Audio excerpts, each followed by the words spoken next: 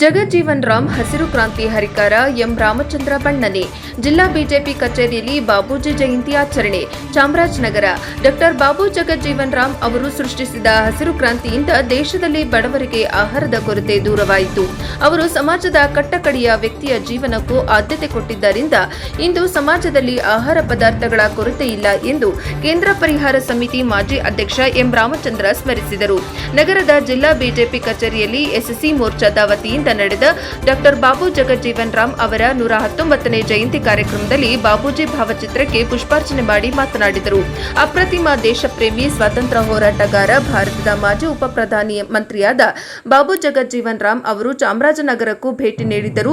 ಅವರನ್ನು ನೋಡುವ ಸೌಭಾಗ್ಯ ನಮಗೆ ಸಿಕ್ಕಿತ್ತು. ವಿಶ್ವದಲ್ಲಿ ಯುದ್ಧ ನಡೆಯುತ್ತಿದೆ. 1970ರ ದಶಕದಲ್ಲಿ ಬಾಬೂಜಿ ಅವರು ರಕ್ಷಣಾ ಸಚಿವರಾಗಿದ್ದಂತಹ ಸಂದರ್ಭದಲ್ಲಿ ದೇಶದಲ್ಲಿ ಯುದ್ಧ ನಡೆಯುತ್ತಿತ್ತು. ಆ ಸಂದರ್ಭದಲ್ಲಿ ದೇಶಕ್ಕೆ ಬೇಕಾದ ಕ್ಷಿಪಣಿಗಳನ್ನು ತಯಾರಿಸಲು ಅಡಿಪಾಯ ಹಾಕಿಕೊಟ್ಟಿದ್ದರು ಎಂದರು. ಅಧ್ಯಕ್ಷತೆ ವಹಿಸಿದ್ದ ಎಸ್ಎಸ್ಸಿ ಮೋರ್ಚಾದ ಜಿಲ್ಲಾಧ್ಯಕ್ಷ ನವೀನ್ ಮೌರ್ಯ ಮಾತನಾಡಿ, ಡಾಕ್ಟರ್ ಬಿಆರ್ ಅಂಬೇಡ್ಕರ್ ಅವರು ಡಾಕ್ಟರ್ ಬಾಬು ಜಗಜ್ಜೀವನ್ ರಾಮ್ ಅವರು ಸಮಾಜದ ಕಣ್ಣಾಗಿ ಶೋಷಿತರ ಪರ ಹೋರಾಟ ಮಾಡಿದರು. ದಲಿತ ಐಕಾನ್ ಭಾರತದಲ್ಲಿದ್ದಾರೆ. ಯಾರಾದರೂ ಇದ್ದರೆ ಅದು ಬಾಬು ಸಾಹೇಬ್ ಡಾಕ್ಟರ್ ಬಿಆರ್ ಅಂಬೇಡ್ಕರ್ ಎಂದು ಬಾಬೂಜಿ ಹೇಳಿದರು ಎಂದರು. ಕಾರ್ಯಕ್ರಮದಲ್ಲಿ ಬಿಜೆಪಿ ಜಿಲ್ಲಾ ಪ್ರಧಾನ ಕಾರ್ಯದರ್ಶಿಗಳಾದ ಮುಡ್ನಾ ಕೂಡು ಪ್ರಕಾಶ್, ಹೊನ್ನೂರು ಮಹಾದೇವಸ್ವಾಮಿ, ಮಾಜಿ ಚೂಡಾ ಅಧ್ಯಕ್ಷರಾದ ಕುಲಗಾಲ ಶಾಂತಮೂರ್ತಿ, ಬಾಲಸುಬ್ರಹ್ಮಣ್ಯಂ, ಗ್ರಾಮಾಂತರ ಮಂಡಲ ಅಧ್ಯಕ್ಷ ಕಾಡಹಳ್ಳಿ ಕುಮಾರ್, ನಗರ ಮಂಡಲ ಅಧ್ಯಕ್ಷ ಶಿವರಾಜ್, ಜಿಲ್ಲಾ ಪಂಚಾಯಿತಿ ಮಾಜಿ ಸದಸ್ಯ ಬಾಲರಾಜು, ನಗರಸಭಾ ಮಾಜಿ ಶಿವಣ್ಣ, ಜಿಲ್ಲಾ ಕಾರ್ಯದರ್ಶಿ ನಟರಾಜು, ಮುಖಂಡ ಚಂದ್ರಶೇಖರ್, ಎಸ್ಎಸ್ಸಿ ಮೋರ್ಚಾದ ಜಿಲ್ಲಾ ಪ್ರಧಾನ ಕಾರ್ಯದರ್ಶಿ ರಾಮಸಮುದ್ರ ಶಿವಣ್ಣ, ಪ್ರಭಾರಿ ಜಿಲ್ಲಾ ಕಾರ್ಯದರ್ಶಿ ಮೂಡಹಳ್ಳಿ ಮೂರ್ತಿ, ವೇಣುಗೋಪಾಲ್, ಮುಖಂಡರಾದ ಆರ್ವಿ ಮಹಾದೇವಸ್ವಾಮಿ, ಆರ್ ಪುಟ್ಟ ಮಲ್ಲಪ್ಪ, ನಿಂಗಯ್ಯ, ಪರಶಿವಮೂರ್ತಿ, ರಾಜಪ್ಪ, ಶಿವಕುಮಾರ್, ಮಹಾದೇವಸ್ವಾಮಿ ಇತರರು ಹಾಜರಿದ್ದರು. ವರದಿ ಹೊಮ್ಮ ನಂಜುಟ ನಾಯಕ ಎನ್ಕೆಎಸ್ ಟಿವಿ4 ಚಾಮರಾಜನಗರ. ಯಾವ ಮಹಾಪುರುಷರುಗಳು ಈ ಸಮಾಜದ ಸುಧಾರಣೆಗೋಸ್ಕರ, ಸಮಾಜದಲ್ಲಿ ಇದ್ದಂತಹ ಅಸ್ಪೃಶ್ಯತೆಗಳು ಮತ್ತು ಅಸಮತೋಲನವನ್ನು ಸರಿಪಡಿಸಲಿಕ್ಕೋಸ್ಕರ ನಿರಂತರವಾಗಿ ತಮ್ಮ ಜೀವನವನ್ನು ಸಮರ್ಪಣೆ ಮಾಡೋರು ಅಂತಹ ಎಲ್ಲ ವ್ಯಕ್ತಿಗಳನ್ನು ಕೂಡ ನಾವು ಭಾರತ ದೇಶದಲ್ಲಿ ಬಹುತೇಕ ಅಂತಹ ವ್ಯಕ್ತಿಗಳನ್ನು ಪ್ರತಿನಿತ್ಯ ನೆನೆಸ್ಕೊಳ್ತಾ ಇರ್ತೀವಿ. ಅಂದರೆ ಇಡೀ ರಾಷ್ಟ್ರದಲ್ಲಿ ವ್ಯವಸ್ಥೆಯನ್ನು ಬದಲಾವಣೆ ಮಾಡ್ತಕ್ಕಂತಹ ಒಂದು ಇತಿಹಾಸದ ಪುಟಗಳನ್ನು ಗಮನಿಸಿದಾಗ ಅತಿ ಹೆಚ್ಚು ಇರ್ತಕ್ಕಂಥದ್ದು ಭಾರತದಲ್ಲೇ. ಸಮಾಜ ಸುಧಾರಣೆಯನ್ನು ಮಾಡಿದಂತಹ ಸಂದರ್ಭದಲ್ಲಿ, ಯಾಕೆಂದ್ರೆ ನಾವು ಹಲವಾರು ಜಯಂತಿಗಳನ್ನು ಪ್ರತಿದಿನ ಮಾಡಿದ್ರೂ ಕೂಡ ನಾವು ಹುಡುಕಿ ತೆಗೆದಾಗ ಪ್ರತಿ ದಿನಕ್ಕೊಬ್ಬರು ನಮ್ಮ ಸಮಾಜವನ್ನು ಸರಿಪಡಿಸಲಿಕ್ಕೆ ಪುನರ್ಜನ್ಮವನ್ನು ತಾಳದೇನೋ ಅನ್ನುವಂಥ ಒಂದು ಆಶಾಭಾವನೆ ಕೂಡ ಬರ್ತದೆ. ಇದರಲ್ಲಿ ಕೆಲವು ವ್ಯಕ್ತಿಗಳನ್ನು ನಾವು ಅಂದರೆ ಸಂಪೂರ್ಣ ಅವರ ಸಮಯವನ್ನು ಕೊಟ್ಟಿರ್ತಕ್ಕಂಥದ್ದು, ಸಮಾಜದ ಒಳಿತಿಗೋಸ್ಕರ ಹೋರಾಟವನ್ನು ಮಾಡಿರ್ತಕ್ಕಂಥದ್ದು, ಇವೆಲ್ಲವನ್ನು ಕೂಡ ನೆನೆಸ್ಕೊಂಡು ನಾವು ಜಯಂತಿಯನ್ನು ಆಚರಣೆ ಮಾಡ್ತೀವಿ. ಯಾಕೆ ಅವರ ಜಯಂತಿಗಳನ್ನು ಆಚರಣೆ ಮಾಡಬೇಕು ಅಂತ ಹೇಳಿದ್ರೆ ಕೇವಲ ಇವತ್ತಿಗೆ ಸೀಮಿತನ ಅಂತ ಹೇಳಿದ್ರೆ ಖಂಡಿತ ಇಲ್ಲ. ಅಂದರೆ ಅವರು ನಮಗೆ ಯಾವ ಮಾರ್ಗದರ್ಶನವನ್ನು ನೀಡಿದರು, ಯಾವ ರೀತಿ ಸಮಾಜವನ್ನು ಪರಿವರ್ತನೆ ಮಾಡಬೇಕು ಅಂತ ಹೇಳಿದರು, ಇವೆಲ್ಲವನ್ನು ಕೂಡ ಅಳವಡಿಸ್ಕೊಂಡಾಗ ಮಾತ್ರ ನಾವು ಆ ವ್ಯಕ್ತಿಗಳಿಗೆ ಆ ಒಂದು ಹಿರಿತನಕ್ಕೆ ಗೌರವವನ್ನು ಸಮರ್ಪಣೆ ಮಾಡಿದಾಗ ಆಗ್ತದೆ. ಅಂದರೆ ನಾವು ಬಾಬು ಜಗಜ್ಜೀವನ್ ರಾಮ್ನವರು ಏಪ್ರಿಲ್ 5, 1908ರಲ್ಲಿ ಜನನವನ್ನು ತಾಳ್ತಾರೆ. ಅವರು ಬಿಹಾರದ ರಾಜಕಾರಣಿ ಮತ್ತು ಸ್ವಾತಂತ್ರ್ಯ ಹೋರಾಟಗಾರರಾಗಿ ಕೂಡ ಅನುಭವ ಇದ್ದಂತಹ ವ್ಯಕ್ತಿ. ಅಂದರೆ ತಳಹಂತದಿಂದ, ಯಾಕೆಂದರೆ ಸ್ವಾತಂತ್ರ್ಯ ಪೂರ್ವದ ಸಂದರ್ಭದಲ್ಲಿ ಯಾವ ರೀತಿಯ ಕಷ್ಟ ನಷ್ಟಗಳಿತ್ತು ಅಂತ ಅಪ್ರತಿಮ ದೇಶಪ್ರೇಮಿಗಳು, ಸ್ವಾತಂತ್ರ್ಯ ಹೋರಾಟಗಾರರು, ಮಾಜಿ ಉಪಪ್ರಧಾನಿಗಳು, ಕೃಷಿ ಸಚಿವರಾಗಿದ್ದಂಥ ಸನ್ಮಾನ್ಯ ಶ್ರೀ ಬಾಬು ಜಗಜ್ಜೀವನ್ ರಾಮ್ ಅವರ ಜಯಂತಿಯನ್ನು ಇವತ್ತು ಆಚರಣೆ ಮಾಡ್ತಾ ಇದ್ದೀವಿ. ಬಾಬೂಜಿಯವರು ಉಪಪ್ರಧಾನಿಗಳಾಗಿ ಚಾಮರಾಜನಗರಕ್ಕೂ ಕೂಡ ಭೇಟಿ ಕೊಟ್ಟಿದ್ದರು. ಅವರನ್ನು ನೋಡುವಂಥ ಸೌಭಾಗ್ಯ ಕೂಡ ನಾವೆಲ್ಲ ಅವತ್ತು ಪಡ್ಕೊಂಡಿದ್ವಿ. ಚಾಮರಾಜೇಶ್ವರ ದೇವಸ್ಥಾನ ಮುಂಭಾಗದಲ್ಲಿ ಒಂದು ಕಾರ್ಯಕ್ರಮಕ್ಕೆ ಬಂದಿದ್ದರು. ಅವ್ರನ್ನ ಒಂದು ಚೇರಲ್ಲಿ ಕುಣಿಸಿ ಅವರ ಒಂದು ಯಾವುದೋ ಒಂದು ವಿಚಾರದಲ್ಲಿ ಅವರ ಭಾಷಣ ಮಾಡೋದನ್ನು ನಾವೆಲ್ಲ ಅವತ್ತು ಚಿಕ್ಕವರಾಗಿದ್ದಾಗ ನೋಡಿದ್ವಿ. ಯಾಕಂದರೆ ಇವತ್ತು ಅವ್ರನ್ನ ನಾವು ನೆನೆಸ್ಕೊಳ್ಳೋಂಥ ಸಂದರ್ಭ. ಇವತ್ತು ದೇಶದಲ್ಲಿ, ಇಡೀ ವಿಶ್ವದಲ್ಲಿ ಯುದ್ಧ ನಡೀತಾ ಇದೆ.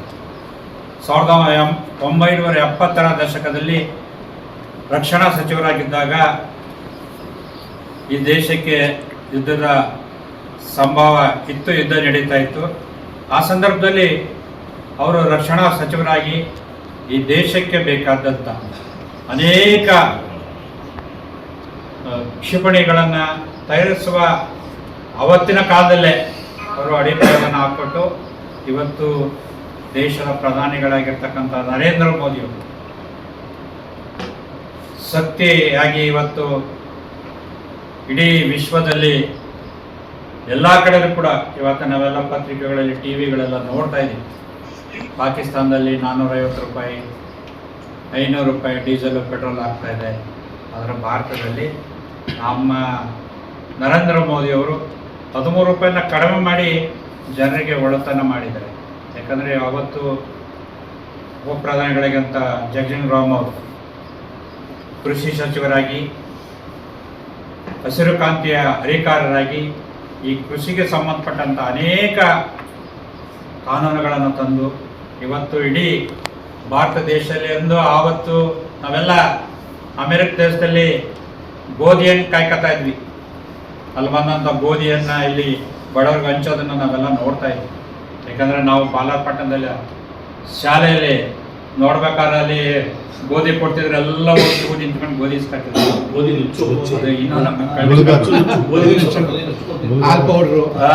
ಆದ್ರೆ ಇವತ್ತು ಈ ದೇಶದಲ್ಲಿ ಅವರು ಮಾಡಿದಂಥ ಒಂದು ಕೃಷಿಗೆ ಸಂಬಂಧಪಟ್ಟಂಥ ಕಾನೂನುಗಳು ತಂದ ಸಂದರ್ಭದಲ್ಲಿ ಇವತ್ತು ನಾವು ಸುಮಾರು 3 ವರ್ಷಗಳ ಕಾಲ ಯುದ್ಧ ನಡೆದರೂ ಕೂಡ ಈ ದೇಶದಲ್ಲಿ ಸುಭದ್ರವಾಗಿ ಆಹಾರನ ಶೇಖರಣೆ ಮಾಡುವಂಥ ಶಕ್ತಿಯನ್ನು ಅವತ್ತು ಜಗಜೀವನ್ ರಾಮ್ ಅವರು ತುಂಬಿದೆ. ಇವತ್ತು ಯಾವುದೇ ಥರದಲ್ಲಿ ಈ ದೇಶಕ್ಕೆ ಯುದ್ಧ ಬಂದ್ರಾಗಲಿ ಬರ ಬಂದ್ರಾಗಲಿ ನಾವು ಯಾರು ಎದುರಂಥ ಅವಶ್ಯಕತೆ ಇಲ್ಲ. ಯಾಕಂದರೆ ನಮ್ಮ ತಾವು ಆ ರೀತಿ ಆಹಾರ ಸಾಮಗ್ರಿಗಳನ್ನು ಶೇಖರಣೆ ಮಾಡೋದನ್ನು ಅವರು ಒಂದು ಹಾಕ್ಕೊಟ್ಟಿದ್ದಾರೆ. ಅಂಥ ಒಬ್ಬ ಧೀಮಂತ ನಾಯಕರ ಸ್ಮರಣೆ ಮಾಡೋದ್ರ ಜೊತೆಗೆ ನಾವೆಲ್ಲರೂ ಕೂಡ ಅವರ ವಿಚಾರಧಾರೆಗಳನ್ನು ತಿಳ್ಕೊಂಡು ಅವರ ಜೀವನದ ದಾರಿಯಲ್ಲಿ ನಾವೆಲ್ಲ ನಡೆಯುವಂತಾಗಲಿ ಅಂತ ಸಂದರ್ಭದಲ್ಲಿ ಹೇಳಿ ನಮ್ಮೆಲ್ಲರೂ ದೇಶದ ಜನರಿಗೆ ಹಕ್ಕು, ಆಹಾರ ಮತ್ತು ಹಸಿರು ಬಗ್ಗೆ ಭಾಳ ಸುದೀರ್ಘವಾಗಿ ಸಾಮಾಜಿಕವಾಗಿ, ರಾಜಕೀಯವಾಗಿ ಮತ್ತು ಶೋಷಿತರ ಪರವಾಗಿ ಎಲ್ಲ ಸ್ತರದಲ್ಲೂ ಹೋರಾಟ ಮಾಡಿದಂಥ ಕೀರ್ತಿ ಡಾಕ್ಟರ್ ಬಾಬು ಜಗಜೀವನ್ ರಾಮ್ ಅವರಿಗೆ ಸಲ್ಲುತ್ತದೆ.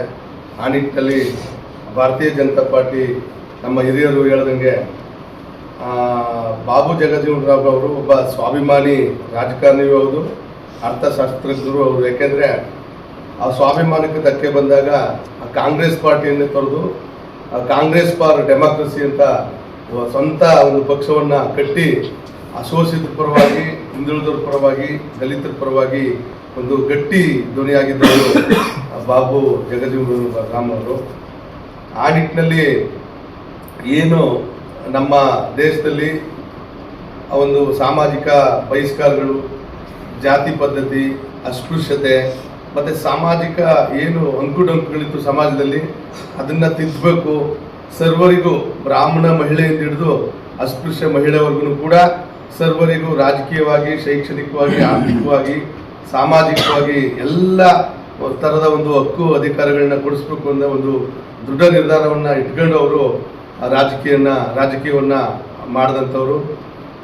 ಡಾಕ್ಟರ್ ಬಾಬಾ ಸಾಹೇಬ್ ಅಂಬೇಡ್ಕರ್ ಅವರು ಮತ್ತು ಬಾಬೂಜಿ ಅವರಿಗೆ ಹೋಲಿಸೋದಾದರೆ ಇಬ್ಬರೂ ಕೂಡ ಒಂದು ರಾಜಕೀಯ ನಿಲುವುಗಳು, ಭಿನ್ನಾಭಿಪ್ರಾಯಗಳಿದ್ರೂ ಕೂಡ ಇಬ್ಬರು ಒಂದು ಸಮಾಜದ ಕಣ್ಣಾಗಿ ಅವರ ಕಾಲ್ಗಟ್ಟದಲ್ಲಿ ನಮ್ಮ ಸಮಾಜಗಳ ಪರವಾಗಿ ಹೋರಾಟ ಮಾಡಿದಂಥವ್ರು. 1977 ಸಂದರ್ಭದಲ್ಲಿ ಡಾಕ್ಟರ್ ಬಾಬಾ ಸಾಹೇಬ್ ಅಂಬೇಡ್ಕರ್ ಅವ್ರನ್ನ ಕುರಿತು ಒಂದು ಮಾತನ್ನ ಹೇಳ್ತಾರೆ. ದಲಿತ್ ಐಕಾನ್ ಯಾರಾದರೂ ಭಾರತದಲ್ಲಿದ್ದರೆ ಅದು ಡಾಕ್ಟರ್ ಬಾಬಾ ಸಾಹೇಬ್ ಅಂಬೇಡ್ಕರ್ ಅವರು ಅಂತೇಳಿ ಬಾಬೂಜಿ ಅವರು ಹೇಳಿದಾಗ ಕೆಲವು ಕಾಂಗ್ರೆಸ್ ಮುಖಂಡರುಗಳು ಆ ಕಾಲದಲ್ಲಿ ವಿರೋಧವನ್ನು ವ್ಯಕ್ತಪಡಿಸಿದಾಗ ಆ ಒಂದು ಸಭೆಯನ್ನು ಬಹಿಷ್ಕರಿಸಿ ಆ ಸಭೆಯಲ್ಲಿ ಬಾಬಾ ಸಾಹೇಬ್ ಅಂಬೇಡ್ಕರ್ ಅವ್ರ ಬಗ್ಗೆ 1 ಗಂಟೆಗಳ ಕಾಲ ಸುದೀರ್ಘವಾದ ಭಾಷಣವನ್ನು ಮಾಡಿ ಕಾಂಗ್ರೆಸ್ ಪಾರ್ಟಿಯನ್ನು ಬೈದು ಹೊರಬಂದಂಥ ಸ್ವಾಭಿಮಾನಿ ಸಿಂಹ ಬಾಬು ಜಗಜೀವನ್ ರಾಮ್ ಅವರು.